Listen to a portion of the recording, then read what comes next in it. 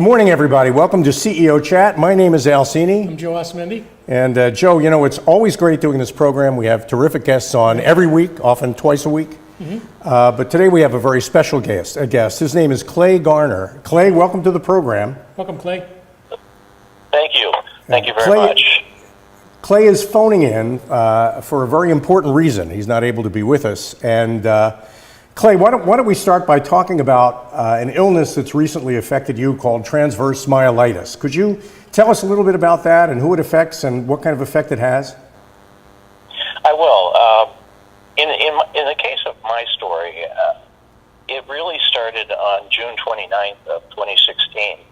I had gotten a call from that morning I had been asked to go in and get a lumbar MRI, which I did, and then I got a call from my primary in the afternoon saying, we want you over at the hospital.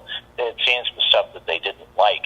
And so I drove over to the hospital, walked into the emergency room, checked in, and then by 4 days later, on the 2nd of July, after getting a full body MRIs and things along that line, and also having a test of my spinal fluid, one of the doctors came in, Dr. McDougall, and he said, you want the good news or you want the bad news first? And I said, well, the good news. And he said, well, the good news is you don't have MS.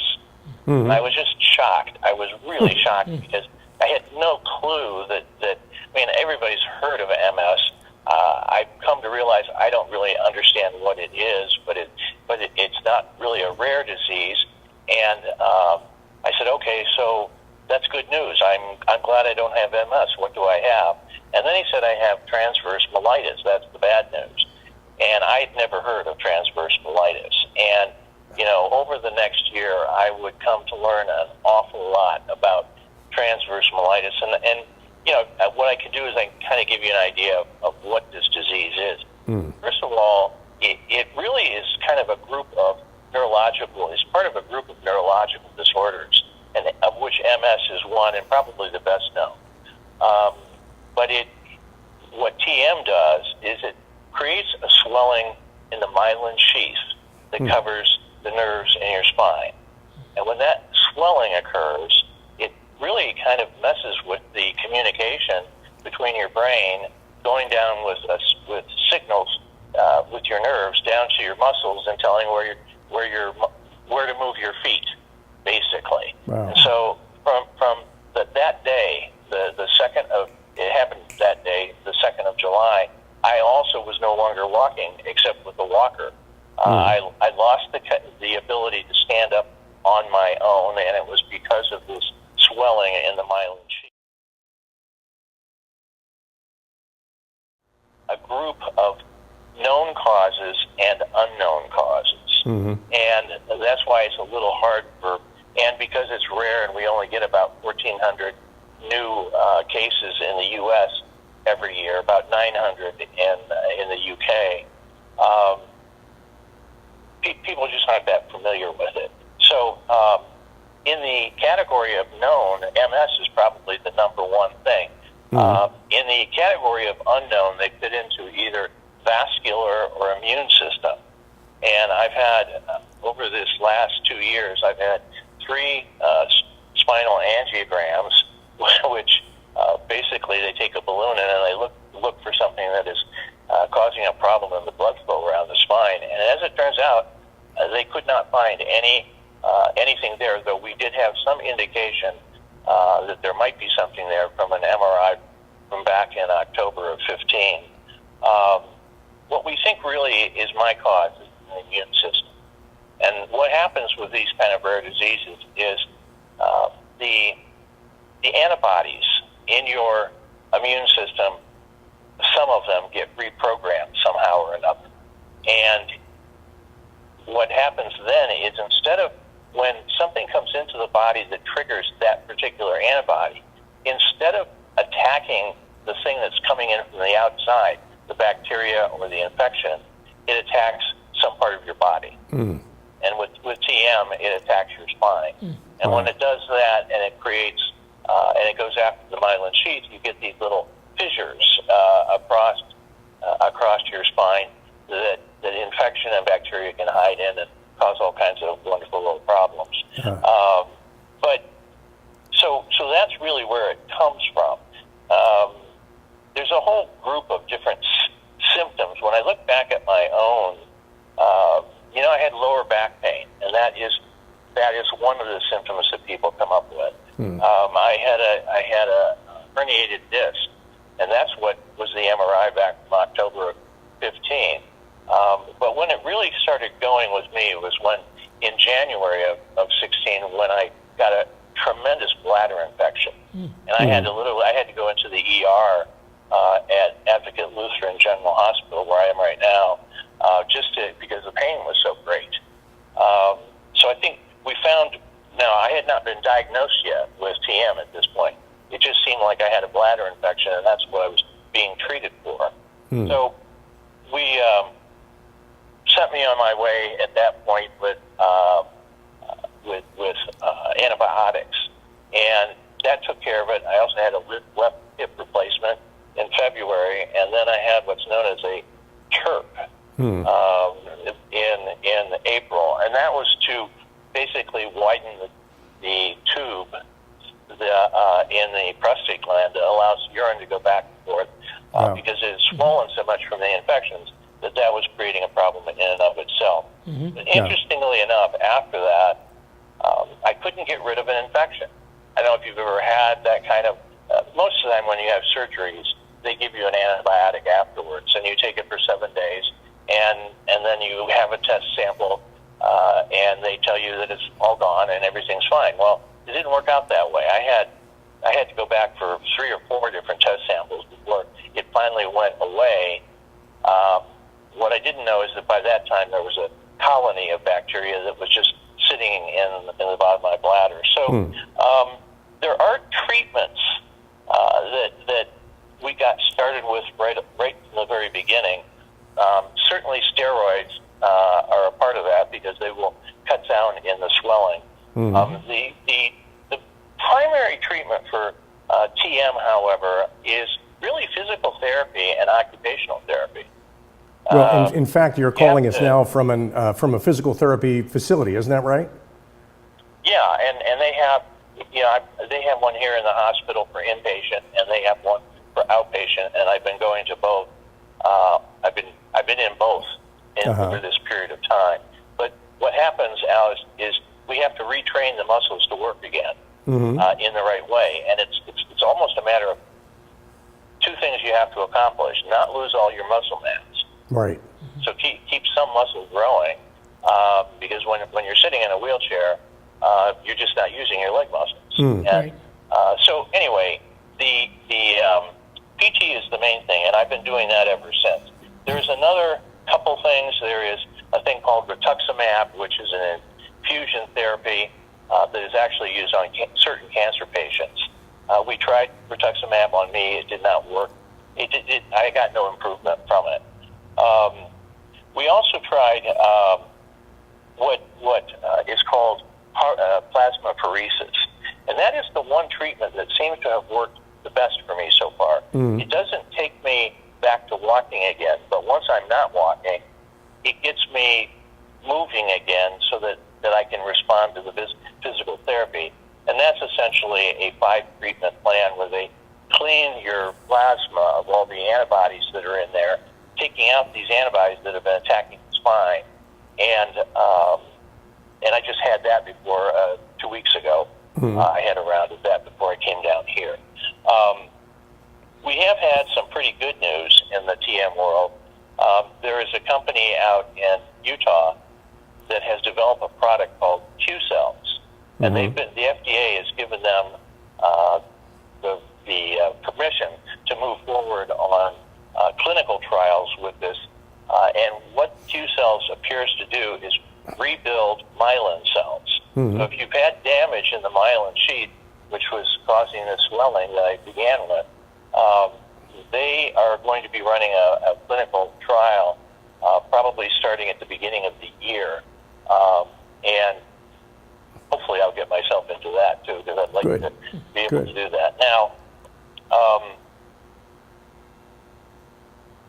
so one of the things I learned out, not right at the beginning, all of this information is really something you have to kind of capture over time, because it doesn't seem like there's any one place where you can get all of this, at least not to the newly diagnosed.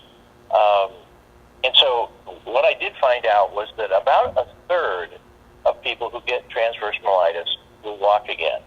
And might be with a cane, but might not be. About a third will walk again, but primarily with a walker, and about a third will stay in a wheelchair.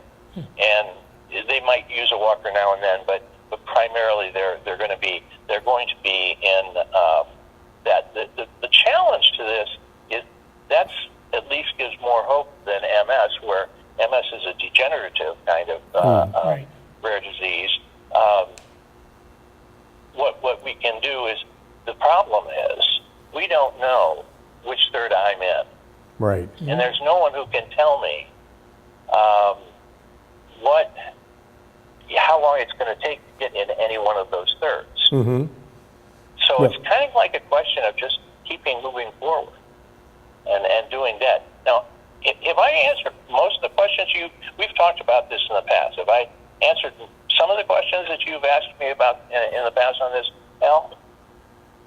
Well, I know we're going to be coming up on a break in a few minutes, and before that break, I think I want to give some background here as how I know you. And Joe, I've known Clay as a very active member of an organization called Vistage International, which is a kind of a mutual coaching and networking organization for CEOs. And you're a master chair for Vistage, isn't that right, Clay?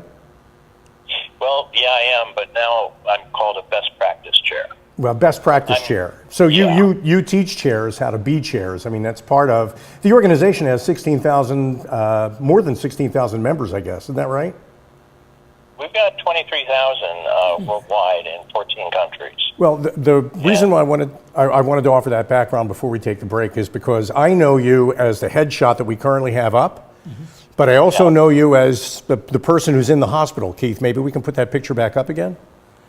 Okay, that's you in the hospital. We're looking at that picture now, and this is what TM has done to you. But I have to give you an awful lot of credit, Clay, first of all, for sharing your story with us today, and second of all, for expressing it so eloquently and so bravely, considering you're in the middle of experiencing it. And for anybody else who might have transverse myelitis, TM, your battle against that illness, not just personally, but also on behalf of everybody else who suffers from it, is something we definitely want to talk about in more detail in the second segment of the program, which is coming up after this break. So, Clay, stick around with us. We want to talk about beattm.com, beat-tm.com, and we'll do that after this break here on CEO Chat. Okay. Thank See you you. in a few minutes.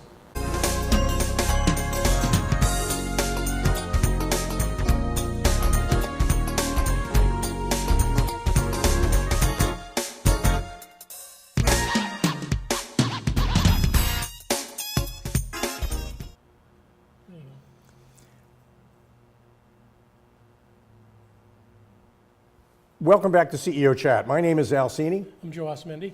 We have a very, very serious subject and a very important guest here today. His name is Clay Garner. Clay, thank you again for joining us. Okay, now in the first segment, you got to give us what I thought was a very courageous explanation of what happened to you. This, it sounds like a very pernicious illness, transverse myelitis, sudden onset, hits you out of nowhere. Often its symptoms are confused with other things that could be wrong, and so you don't necessarily know what you have until it's reached a point where you really need to deal with it very seriously. Is that right? Yeah, that's right, Al. Okay, great. And you're fighting back with a website, with an organization that you've created called beat-tm.com. It's on the screen. And we just put up on the screen a picture of your website. When did you start Beat TM? When did you start this foundation? Let me give you just a little background to what caused that, because I didn't actually think of doing that until April of this year. I spent most of 2017 up through the winter, or up into the winter of 2017, 2018, focusing on trying to walk again and keep my Vistage work up to date because I wanted to maintain, and Vistage was very good to me in that respect, and they really worked with me over that period of time. And at the beginning of December of last year, I could get up on a walker and walk 35 feet, sit down, get up and do it again, sit down and get up and do it again. During December and January, I ended up getting 2 additional spinal angiograms, and this was at Johns Hopkins, and we went there because they have one of only 2 TM type centers in the country. And what happened was, by the end of January, on January 29th, I couldn't pick up either of my legs again off the bed. And so I got checked back in to the hospital. They took care of the infection that I had in my spine, and then I went into rehab. And on the first day of rehab, I had a physical therapist, a young lady named Pilar. Pilar looked at me. We were just talking and chatting about, kind of like we're doing now, about the disease. And she said, "Why don't you write a book about this? You know so much about it. We don't have anything to hand out to people." And I said, "Well, I'll give it some thought." I was not particularly eager to commit to that kind of a lane, but it just stayed in the back of my mind. And then in April, somewhere around the beginning of April, it jumped right back out there in front again, and I went off to GoDaddy and bought the URL, beat-tm.com, and another one along with that. So it began not as a foundation, but as a suggestion to write a book. And the whole thing had to do with we have been talking about this problem where we may never be able to find out when I'm going to walk again or not, or I may be in a wheelchair for the rest of my life. But if I am, does that require me to live a disabled life? Well, yeah, it does, but that doesn't mean I can't live a really pleasant and fun and enriching, abundant kind of life. So the story was, how do you face something like TM or its related diseases and still be able to hold your head high, still be able to go out and do many of the things that you used to do, but maybe do them a little differently? Well, one of the pictures you sent us was of a wheelchair. That's really what the website became all about. Sure. Well, one of the pictures you sent us was of someone who has TM, I guess, who's in a wheelchair, and you kind of decorating that wheelchair with multicolored spokes. Right. And how do you take something that is obviously clearly devastating and very impactful, and maintain your dignity and maintain your courage and maintain your strength and realize you still have a future? And with everything else you're offering on our program, including information about an illness that frankly I'd never heard of, and I'm sure you hadn't heard of it either until you got it. You're also telling us that no matter what happens to you, you're not defined by what happens to you. You're defined by what you're able to do regardless of what happens to you. That's correct. That's very correct. See, I didn't, and frankly, the TM community that's out there, I never started exploring. To be honest with you, I never really did until this whole thing with the website came up. And I started looking for content, and I started looking for other people, and I found there was a TM group on LinkedIn, and there's 4 or 5 major Facebook groups, and I started participating in those groups, and I could. There's a lot of spirit to fight back that's out there. No, that's... A lot of spirit, and there's a lot of people who are helping each other get through some of the more painful times, because it can get kind of painful at different times. Hang on one second. I'm going to ask our producer to bring that picture back up again. Thank you, Keith. You sent us a picture too of a child, I think, who was affected with transverse myelitis, young girl. Yes. Her picture's up now. What can you tell us about it?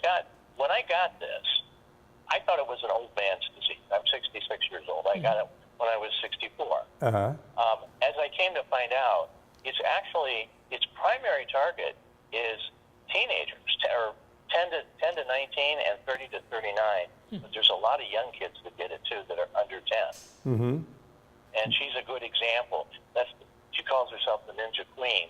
And this is a story that I picked up about particular case and how she was diagnosed with it just months after she was born, and what's happened as a result of all this, and how she's become, at 6 now, I think is how old she is, she's become a major player in her elementary, special school elementary class. And so there's people like her everywhere that are starting to reach out and carry this message that the life can still be enriching and abundant. And the website is really to be a vehicle for that. It started as my story, and there's a lot of things in there about my story, but there's a lot of other things that people want to read about. And one of the things that I've learned much about is adaptive sports is a very, very big thing in the disabled world. There's basketball, scuba diving, there is skiing, fishing, hunting, trail biking, you name it, and they're finding out ways to use technology and to build equipment that can actually handle that. And when I started finding out about the fact that they were doing all this, and I started looking at what the price was for a lot of this equipment, I realized that there's going to be a lot of people who can't afford it. Who can't afford it? I'm very fortunate. Just my medical bills over 2 years were close to $2 million. Wow. And I had coverage for the vast majority of that. A lot of people still are caring for it. They just don't have that kind of resource. So the foundation kind of evolved out of the idea of maybe we could have a store online and we could start selling and take some of these adaptive, fun kinds of pieces of equipment and books and videos, and then we would take the profits from that and use that to underwrite gifts or grants to people that didn't have the resources and wanted to do some of the adaptive adventures. So the foundation, it kind of evolved out of that. It also evolved in the sense that we really have 3 missions. We have that. The second mission is to reach out into secondary and tertiary markets, which I can do. Actually, Vistage is really helpful in that respect because we are starting to go into secondary and tertiary markets, and through my Vistage connections, I can reach out to the medical community and get them more educated. So when they see something, it doesn't take them 5 years to diagnose it. 5 months alone is too long because in that period of time, things can happen that you don't want to have happen. Yeah. So we're going to do that, and we are also doing a little work with the Transverse Myelitis Association, which is a global association that was started by Sandy and Pauline Siegel back in the early 90s when Pauline got TM. And their mission has mostly been to develop funding for research, and they've done a phenomenal job for that. But part of that research requires that those of us with TM to get our diagnoses and our history and our backgrounds into their registry, because then the researchers have more data to work with. Okay. And so that's what we're going to be doing. All right, Clay, we're coming up on the end of our program. This has been one of the most informative 30 minutes of CEO chat I've ever experienced. And compelling, too. Definitely compelling. And I want to invite everybody who's watching the program to visit beat-tm.com, which is the website that is the face of the organization that Clay has built around an illness that's affected him. Also, we have maybe a minute left, and I want to thank everybody at Vistage International. It's a terrific organization. I know they were a big help to you, and maybe you want to thank them too, Clay? Oh, they've been a big help to me. The Vistage networks have allowed me to reach out to the healthcare group within the networks and others, and get people who are already Vistage members and run nonprofits. I had no idea how to run a nonprofit, but Vistage members some are running them, and they have reached out to me and given me advice along the way. So Vistage is, I was a member, I was a chair, now I'm a best practice chair, and I intend to keep doing as much Vistage as I possibly can, and the foundation. Okay, we got to run, but Clay, I'm telling you, you're watching the program, go to beat-tm.com, learn how you can help, learn more about this illness, and thank you, Clay, so much for joining us today on CEO Chat. Yeah, we wish the best too. And we're wishing you the best, buddy. Thank you so much. Get well soon, okay? Thank you so much. Thanks, All Al. right. Thank you for all of you for joining us on CEO Chat. My name is Alcini. Joe Osamendi. And for Clay Garner, we'll see you again in a half an hour with another CEO Chat. Thanks for joining us. Thanks.